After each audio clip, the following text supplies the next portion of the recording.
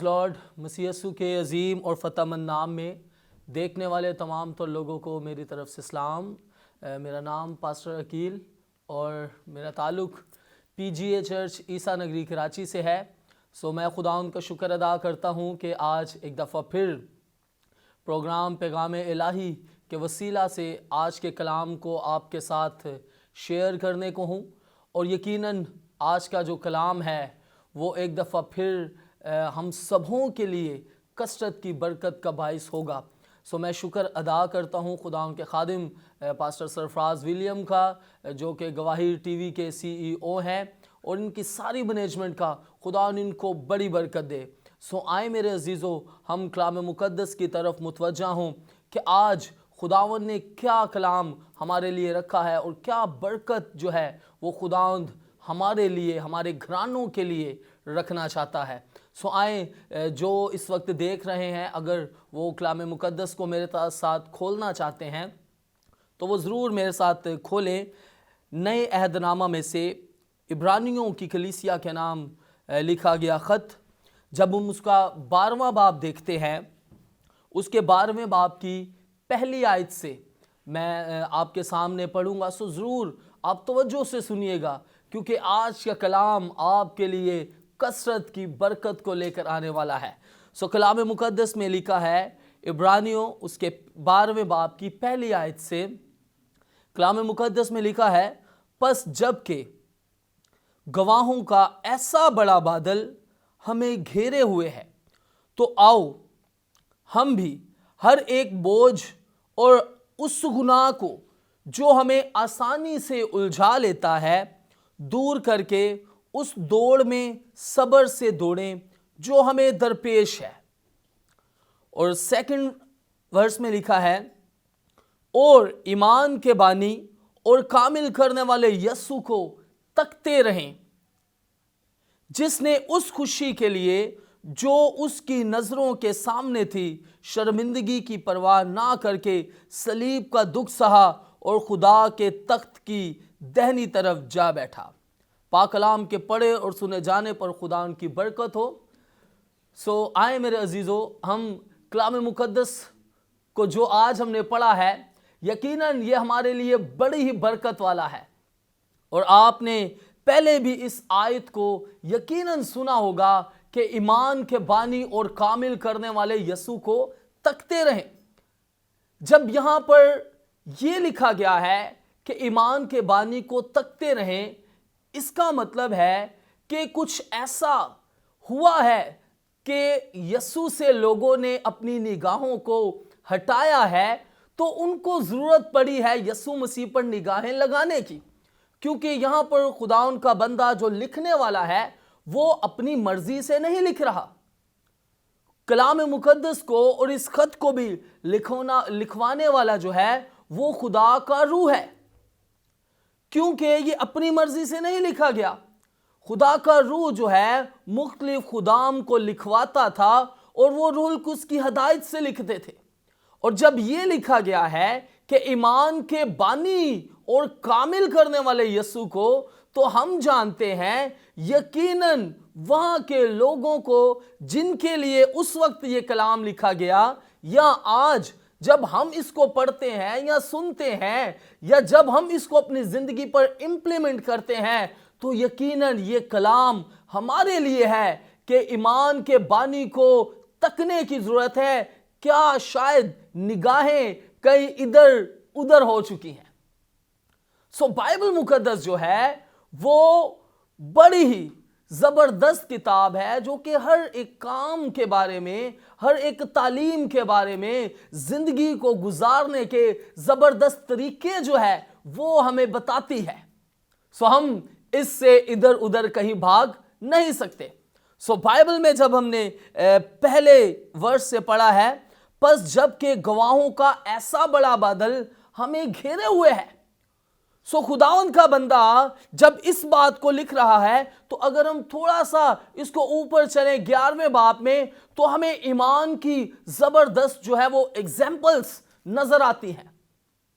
क्योंकि वहां पर इब्रानियों की जो लोग हैं, वहां की जो कलीसिया थी, उनको बहुत सारे ऐसे मसाइल का जो है वो सामना करना पड़ रहा था, क्योंकि जब वहां पर अंजील सुनाई गई है, मसीह यीशु के बारे में बताया गया है कि यीशु मसीह ही निजात दहिंदा है, जब उनको यह बता दिया गया है कि यीशु मसीह ही खुदा का इकलौता बेटा है जो हमारी खातिर आया है, अभी हमें किसी और कुर्बानी की कोई जरूरत नहीं है। हाँ, हमें जरूर है कि यीशु पर निगाहें लगानी है, लेकिन हम जानते हैं मेरे अजीजों, यह तालीम जब उनके पास पहुंची है, उससे पहले बहुत सारे लोग मुख्तलिफ बुतों को पूजते थे, वो मुख्तलिफ सोचें अपने ज़हनों ख्याल में रखते थे, और बहुत सारे लोग शरीयत के पाबंद हो चुके थे, और वो ऐसी तालीम के पाबंद हो चुके थे जो उनको गुनाह जब वो करते थे या उनकी जिंदगी में कुछ ऐसा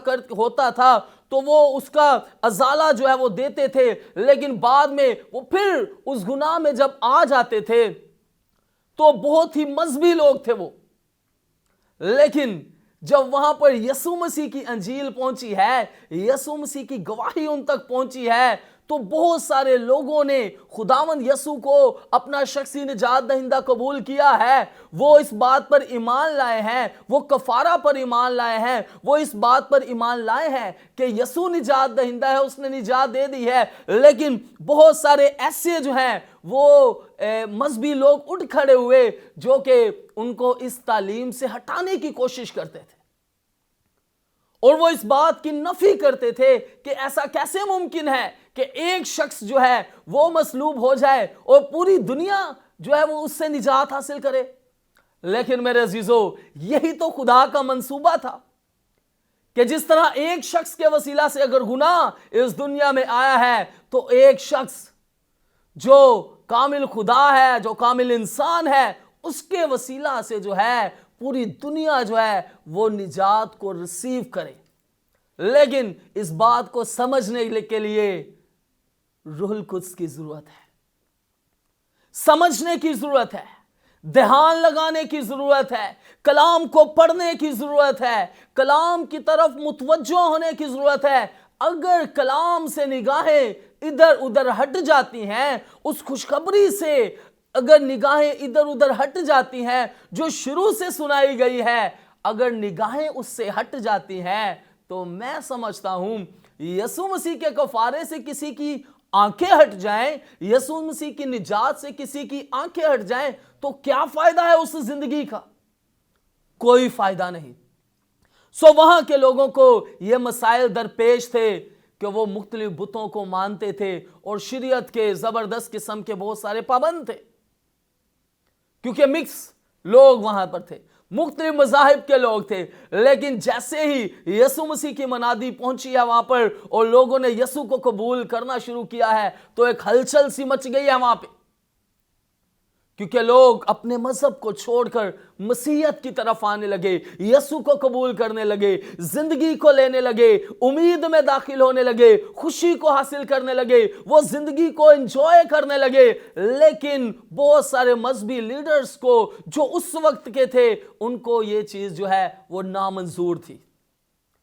हो सकता है वो उनको मुख्तलिफ किस्म का दबाव देते हों कि अगर आपने यीशु को कबूल किया तो ऐसे कर दिए जाओगे, आप अपने लोगों में से निकाल दिए जाओगे। आज भी बहुत सारे लोग ऐसे हैं जो मुख्तलिफ डिनोमिनेशन या कलीसियाओं में ऐसे जकड़े हुए हैं कि अगर उनको यीशु की खुशखबरी सुनाई जाए तो वो यीशु की खुशखबरी पर इतना ईमान नहीं लाते जितना वो अपनी डिनोमिनेशंस में या बहुत सारी ऐसी बातों में उलझे हुए हैं जो उनको आसानी से जो है वो गुनाह में उलझा लेते हैं और वो यीशु की तरफ अपनी निगाह को रखना ही नहीं चाहते।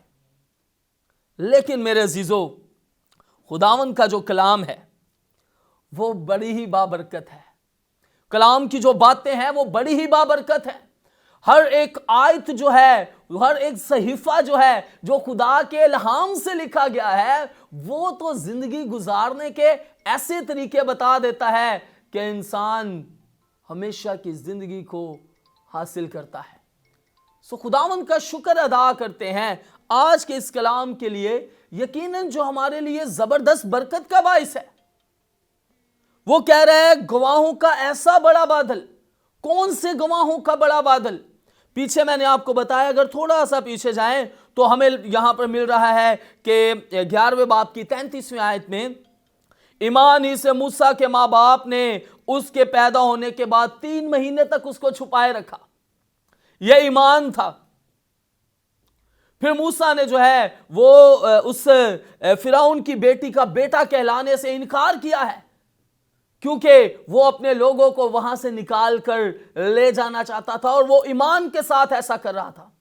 और भी ईमान की बहुत सारी मिसालें हैं। ईमान ही से नूह उठा लिया गया। ईमान ही के सबब से नूह ने उन चीजों की बाबत जो उस वक्त तक नजर ना आती थी, हिदायत पाकर खुदा के खौफ से अपने घराने को बचाव के लिए कश्ती बनाई, जिससे उसने दुनिया को मुजरिम ठहराया और उस रास्तबाजी का वारिस हुआ जो ईमान से है।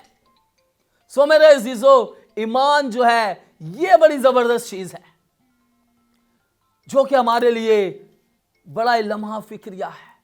हम अपने आप को बाज़-औक़ात ईमानदार कह रहे होते हैं, लेकिन हम समझ नहीं रहे होते कि असल में ईमानदार है कौन। हम अपने आप को ईमानदार कह के भी हम ईमानदारी से कोसों दूर होते हैं। लेकिन मैं आज आप तमाम तर लोगों को जो इस वक्त इस कलाम को सुन रहे हैं, मैं आपको यह बता देना चाहता हूं कि खुदावंद का जो कलाम है वो आपको ईमान के बारे में बड़ी जबरदस्त जो है वो बातें बता रहा है कि ईमान के वसीला से किस तरह मुख्तलिफ जो है अंबिया इकराम ने जो है वो खुदावंद के बड़े जलाल को देखा, बड़ी कुदरत को देखा है, और वो सिर्फ और सिर्फ ईमान के वसीला से, ईमान के जरिया से है। और बाइबल जो है वो हमें इस बात के बारे में बता रही है कि गवाहों का ऐसा बड़ा बादल हमें घेरे हुए है। हम बहुत सारी मिसालें सुन रहे हैं ईमान की, हम पढ़ रहे हैं ईमान के बारे में, लेकिन क्या है हमारी जिंदगी? आगे लिखा है बादल हमें घेरे हुए हैं, तो आओ हम भी। जरूर आप जो सुन रहे हैं वो ये कह सकते हैं कि मैं भी, तो आओ हम भी हर एक बोझ और उस गुनाह को जो हमें आसानी से उलझा लेता है। और यकीनन अगर आप अपनी जिंदगी पर गौर कर सकते हैं, आप समझ सकते हैं कि वो कौन सा ऐसा गुनाह है, वो कौन सी ऐसी बात है जो कि आसानी से आपको उलझा लेती है। ये कलाम की बात है मेरे अजीजों। ये मैंने अपने घर पे तो कलाम नहीं लिखा, ये कलाम की बात है। कलाम कह रहा है कि उस गुनाह को जो हमें आसानी से उलझा लेता है, दूर करके उस दौड़ में सब्र से दौड़ें जो हमें दरपेश है। आज बहुत सारे ईमानदार जो हैं वो भी इसी कश्मकश में है कि पता नहीं यसू आएगा ते साढ़े नाल की होएगा, क्या होगा यसू आएगा। क्या कभी आपने ये सोचा कि यसू आएगा तो मेरे साथ क्या होगा? हर एक शख्स अपने आप को बड़े अच्छे तरीके से जानता है, और जब यहां पर यह लिखा गया है कि उस गुनाह को जो हमें आसानी से उलझा लेता है दूर करके, यहां पर कोई गुनाह की बहुत बड़ी डेफिनेशन या कोई एक गुनाह को जो है वो डिस्क्राइब नहीं किया जा रहा, या कोई एक गुनाह की बात नहीं की जा रही। यहां पर कहा जा रहा है कि गुनाह। सो मेरे अजीजों, हम जरूर इसको कंटिन्यू करेंगे। यहां वक्त है एक छोटे ब्रेक का, सो जरूर हम दोबारा इस कलाम को यहीं से कंटिन्यू करेंगे। God bless you.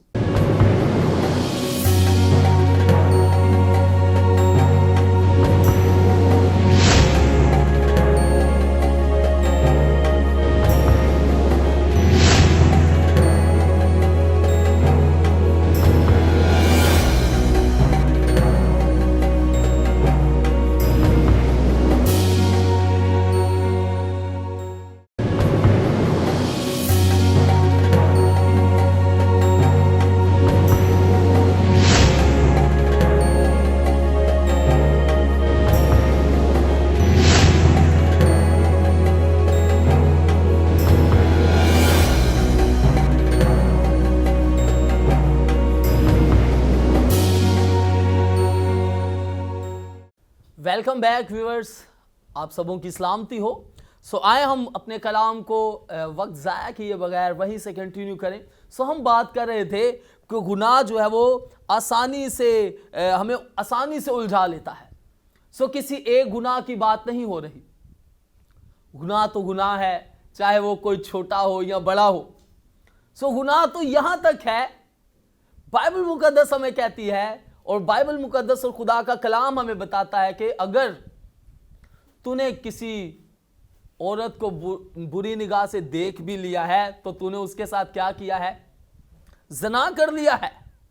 बहुत आसानी से उलझ जाते हैं, बहुत ही आसानी से। देखने से ही जो है वो गुनाह का शिकार हो जाता है बंदा। लेकिन कोई भी शख्स इस बात पर गौर नहीं करता। मेरे अजीजों, जरूरत है सिर्फ तवज्जो करने की, अपनी जिंदगी पर तवज्जो करने की कि क्या कोई ऐसी बात हमें आसानी से गुनाह की तरफ ले जाती है। कोई एक छोटा सा गुनाह जो है वो हमें आसानी से उलझा लेता है।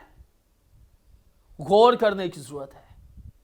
आगे लिखा है, उस दौड़ में सब्र से दौड़े जो हमें दरपेश है। यह दौड़ ही तो है जिसमें हम दौड़ रहे हैं कि एक वक्त आने वाला है कि यीशु मसीह जब बादलों पर आएगा तो हमने उड़कर उसका इस्तकबाल करना है। यह हमारी दौड़ है। हमारी दौड़ सिर्फ यहां तक ही है कि रूहों को जीत लें, रूहों को जीतते जाएं, दौड़ते जाएं, मसीहत में बढ़ते जाएं, आगे बढ़ते जाएं, रूहों को बचाते जाएं, दौड़ते जाएं, मसीहियों को लोगों को मसीह की तालीम देते जाएं, अंजील की खुशखबरी सुनाते जाएं और बताते जाएं कि यीशु ही वाहिद जो है ऐसी हस्ती है जो निजात दे सकती है। दुनिया में कोई नहीं दे सकता सिवाय खुदा के बेटे यीशु मसीह नासरी के। तो आगे आयत जो दूसरी है बड़ी ही जबरदस्त, बड़ी बाबरकत। ईमान के बानी और कामिल करने वाले यीशु को तकते रहे। ईमान के बानी, ईमान के फाउंडर, ईमान को बनाने वाले, जिसके वसीला से जो है ईमान बना है। यहां पर जो लिखने वाला खुदा उनका बंदा है, जो रुल्क उसकी हिदायत से लिख रहा है, वो यीशु मसीह को जो है वो ईमान के बानी के तौर पर वो रिप्रेजेंट कर रहा है। और सिर्फ रिप्रेजेंट नहीं कर रहा बल्कि यीशु मसीह ईमान का बानी है और वो कामिल करने वाला यीशु है। ईमान का बानी, फाउंडर ऑफ फेथ। ईमान का बानी मेरे अजीजों यीशु मसीह नासरी है। अगर कोई शख्स कहता है कि मैं ईमानदार हूं और अगर उसकी वाकफियत यीशु से नहीं है, यीशु को नहीं जानता, तो वो झूठ बोलता है। झूठ बोलता है। वो अपने आप को धोखा दे सकता है लेकिन वो खुदा को धोखा नहीं दे सकता। गौर करने की जरूरत है। ईमान के बानी और कामिल करने वाले यीशु को तकते रहें। नजरें इधर से उधर नहीं होनी चाहिए है, बल्कि सीधा फोकस जो है वो खुदा के बेटे यीशु मसीह पर होना चाहिए। हां, ईमान के बानी और कामिल करने वाले यीशु को तकते रहें।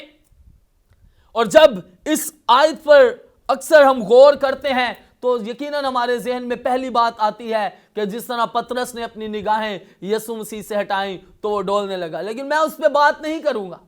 मैं आपको एक और तरफ लेकर जाना चाहता हूं, उस पर भी थोड़ी देर के लिए गौर करें। अगर हम बाइबल मुकद्दस में से यूहन्ना रसूल की मार्फत लिखा गया अंजील बयान उसके 5वें बाब की चंद जो शुरू की आयात हैं, अगर हम उसमें पढ़ते हैं तो हमें वहां पर मिलता है कि एक होश के बारे में, जिसको इब्रानी में बैते हस्दा कहा जाता है, जहां पर हर साल खुदाउन का फरिश्ता आता था और वहां पर बहुत सारे बीमार, बहुत सारे अंधे, बहुत सारे पसमुर्दा लोग जो है वो बैठे होते थे कि जैसे ही खुदावन का फरिश्ता आए और वो पानी को हलाए तो जैसे ही जो शख्स वो पहले जो है वो उसके अंदर डुबकी लगाए या जो उसको पहले उसके अंदर इंटर हो जाए, वो क्या हो जाता था?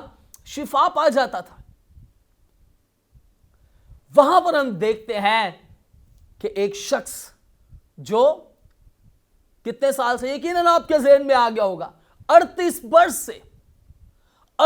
वर्ष से जो है वो मफलूज है, वो बीमार है।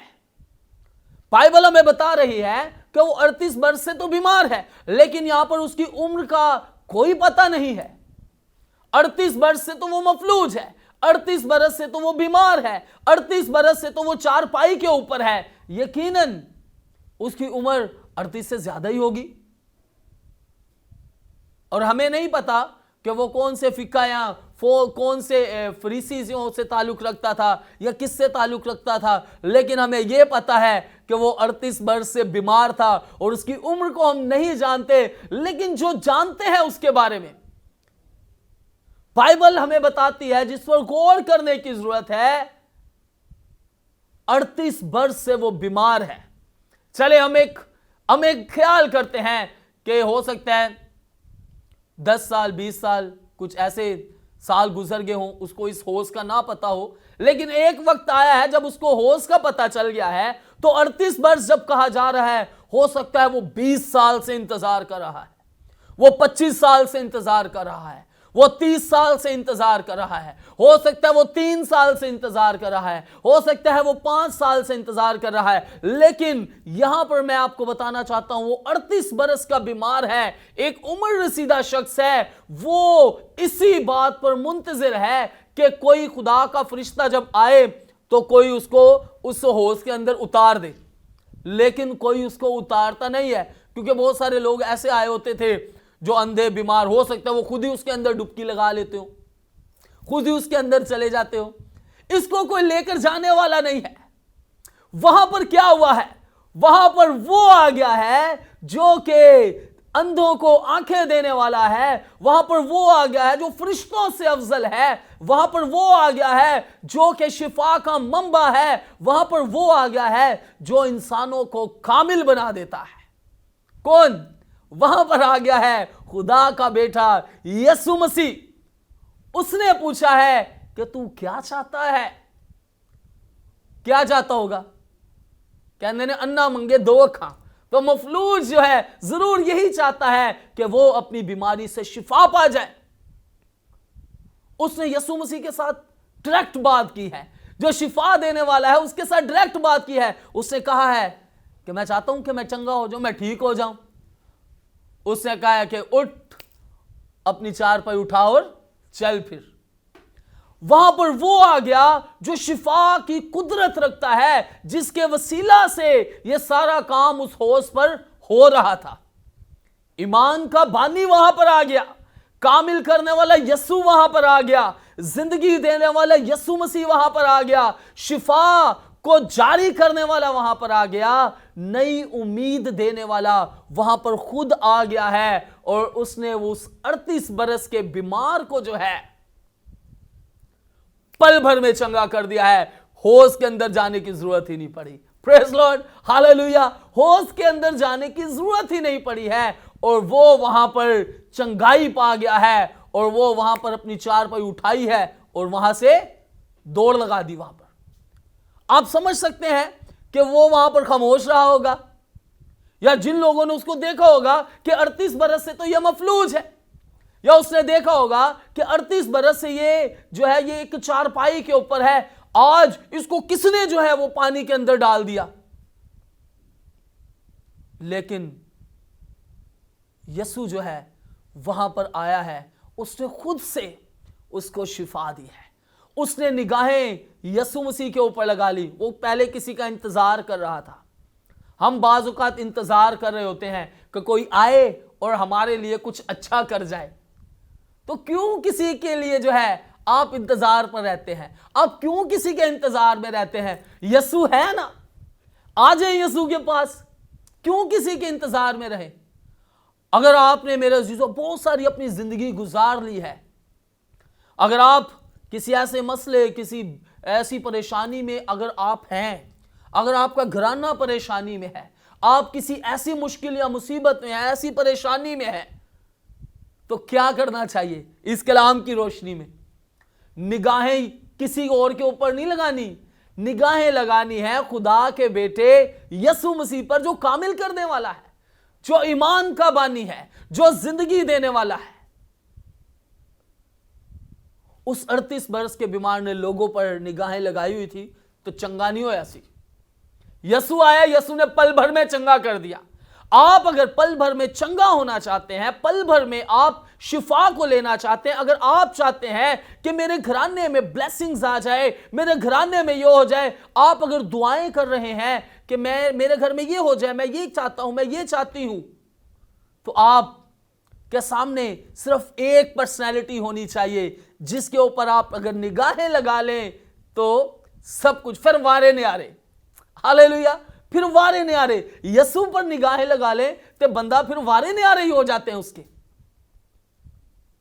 मेरे अजीजों, यसु हर वक्त अपने हाथों को फैलाए बैठा है, हर वक्त वो अपनी निगाहें आप पर लगाए बैठा है। वो देखता है, वो जानता है कि मेरे लोग किन चीजों के मोहताज हैं, लेकिन जरूरत है कि हम उसको कुछ बताएं तो सही, उस पर निगाहें हम लगाएं तो सही। हम उस पर निगाहें लगाना ही नहीं चाहते।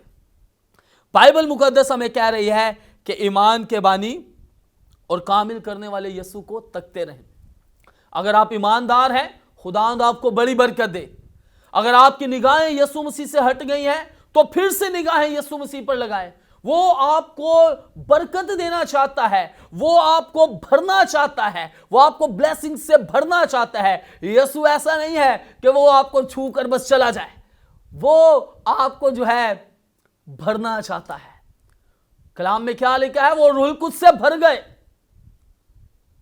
यसु मसीह ने कहा था कि दूसरा मददगार, वो उस रूह कुद्स से भर गए।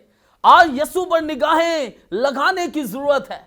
अगर हम यसु पर निगाहें नहीं लगाते तो मैं समझता हूं हम किसी काम के नहीं हैं।